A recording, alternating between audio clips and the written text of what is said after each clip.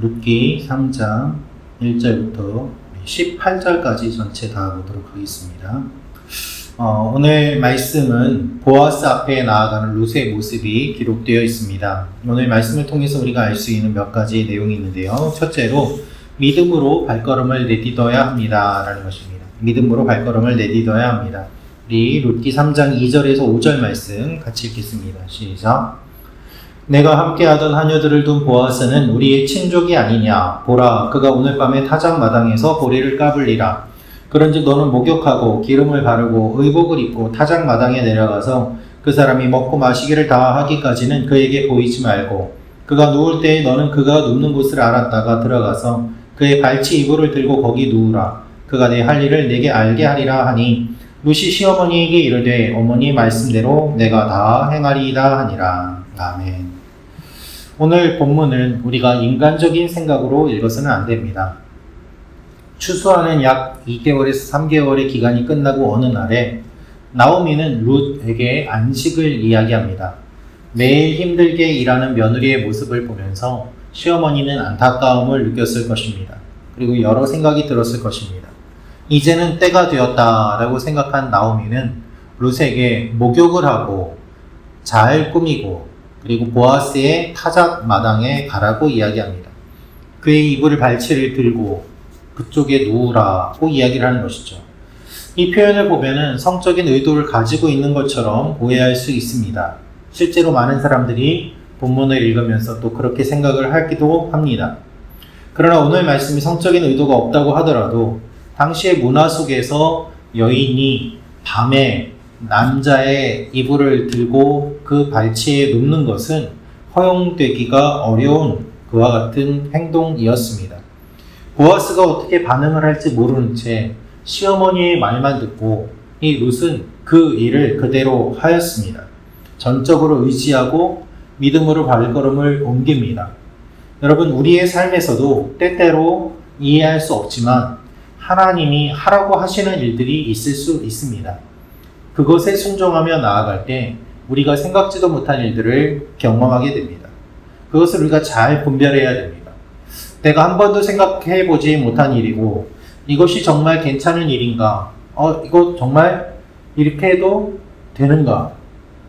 그리고 이런 명령, 이런 이야기 정말 괜찮은가? 라는 생각이 들 수 있는데 그것이 잘 생각해보고 하나님의 뜻에 합하고 그리고 무엇보다도 이 시어머니가 이야기하는 부분들에 대해서 룻은 아무런 이야기를 하지 않고 그대로 순종하는 모습을 우리가 보게 됩니다.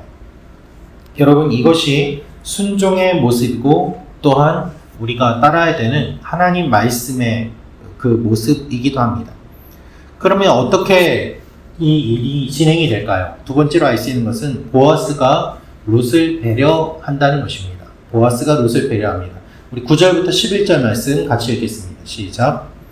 이르되 내가 누구냐 하니 대답하되 나는 당신의 여종 룻이오니 당신의 옷자락을 펴 당신의 여종을 덮으소서. 이는 당신이 기업을 물을 자가 됨이니이다 하니 그가 이르되 내 딸아 여호와께서 내게 복 주시기를 원하노라. 내가 가난하건 부하건 젊은 자를 따르지 아니하였으니 내가 베푼 이내가 처음보다 나중이 더하도다. 그리고 이제 내 딸아 두려워하지 말라. 내가 내 말대로 내게 다 행하리라. 내가 현숙한 여자인 줄을 나의 성읍 백성이 다 아느니라. 아멘. 시어머니의 말대로 보아스의 발치에 누운 룻은 얼마나 마음이 두근거렸을까요? 보아스가 룻을 어떻게 대하느냐에 따라서 그녀의 인생이 달라지게 됩니다. 만일 보아스가 사람들이 다 있는 곳에서 룻에게 면박을 준다면, 오해하고 반응한다면 룻은 더 이상 베들레헴에서 살 수가 없습니다. 그 작은 동네에 금방 소문이 날 것이기 때문입니다. 하지만 오늘 말씀을 보면은 보아스는 룻을 배려합니다. 보아스는 먼저 여호와께서 내게 복을 주시기를 원하노라 라면서 룻을 안심시킵니다. 또 이야기하는 것이 룻이 아직 젊은데 그것을 무기로 젊은 남자들을 찾아간 것이 아니라 그리고 사람들을 찾아가지 않은 것에 대해서 칭찬하고 있는 것을 볼 수 있습니다. 젊은 자를 따르지 않았다는 표현을 함으로써 이 룻의 행동을 성적인 접근으로 오해하는 사람들의 시선을 차단합니다. 평소에 그가 룻을 어떻게 생각하였는지 잘 알 수 있는 장면입니다. 갑자기 밤에 자신이 눕는 그 자리에 여인이 있는 것을 보고 당황하였음에도 불구하고 이런 말이 술술 나오는 것은 룻이 보아스가 평소에 어떻게 보았는지를 보여주는 것이죠. 이 룻이 어떻게 행실을 하였는지 그것이 드러나는 모습이기도 합니다. 보아스의 마음이 그대로 또한 드러나기도 합니다. 그는 특별히 두려워하지 말라고 이야기합니다. 현숙한 여인인 것을 성읍 사람들이 다 알고 있다. 지금 하고 있는 이 일이 한 개인의 욕심이나 욕망에서 이루어지고 있는 것이 아님을 선포합니다. 그래서 민방해하지 않도록 칭찬과 격려하고 오해할 수 있는 상황 속에서 진정한 의도를 확인하고 아름답고 선한 열매를 맺을 수 있도록 최선을 다합니다. 조금만 오해할 일이 있어도 금방 나쁜 소문을 퍼뜨리는 이 사람들의 모습과는 정반대의 모습을 보여주고 있는 것이죠. 하나님께서 원하시는 모습이 바로 이와 같은 모습입니다. 신실하게, 진실하게 배려하며 품어주는 것, 그것이 하나님께서 우리에게 원하시는 것이죠. 그리고 마지막으로 오늘 말씀을 통해서 우리가 알 수 있는 것은 무엇인가 하면 하나님이 하실 일을 기다려야 합니다 라는 것입니다. 우리 16절부터 18절 말씀 같이 읽겠습니다. 시작. 룻이 시어머니에게 가니 그가 이르되 내 딸아 어떻게 되었느냐 하니 룻이 그 사람이 자기에게 행한 것을 다 알리고 이르되 그가 내게 이 보리를 6번 되어주며 이르기를 빈손으로 내 시어머니에게 가지 말라 하더이다 하니라. 이에 시어머니가 이르되 내 딸아 이 사건이 어떻게 될지 알기까지 앉아있으라. 그 사람이 오늘 이 일을 성취하기 전에는 쉬지 아니하리라 하니라. 아멘. 며느리를 보내고 나오미는 쉽게 잠들지 못했을 것입니다. 그 결과를 기대합니다. 그리고 룻은 보아스가 한 이야기를 다 전해줍니다. 룻은 보아스가 끝까지 선행을 한 것을 알려줍니다. 6번 보리를 되어서 주었습니다. 시어머니에게 빈손으로 가지 않도록 해주었습니다. 이 이야기를 다 듣고 나오미는 이제 이 사건이 어떻게 될지 알기까지 앉아있어라 라고 이야기합니다. 나오미는 이제 보아스가 여러 가지 준비를 할 것을 생각합니다. 고엘의 책임을 이행하려는 보아스의 의도를 읽었고 기다립니다.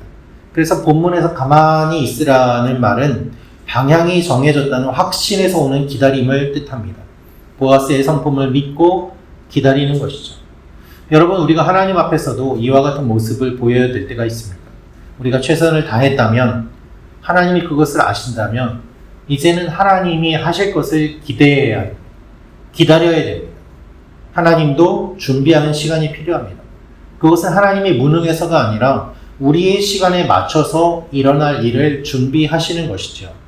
그래서 우리가 다 했다면 이제는 하나님께서 하실 차례라고 믿고 맡겨야 되는 부분이 있는 것입니다. 우리가 기도하는 것도 마찬가지입니다. 내가 기도했다면 하나님께서 내 기도를 들어주시고 역사해 주실 것을 믿고 기다리는 시간이 필요합니다. 오늘 기도했는데 왜 오늘 안 들어주시느냐고 그렇게 따질 수는 없는 것 아니겠습니까? 조급해할 필요 없이 기도했으면, 맡겼으면 하나님께서 하실 것을 믿고 나아가는 시간이 필요합니다. 오늘이 그러한 시간이 되기를 원합니다. 하나님께서 준비하실 것입니다. 기도하겠습니다. 구독과 좋아요는 사랑입니다.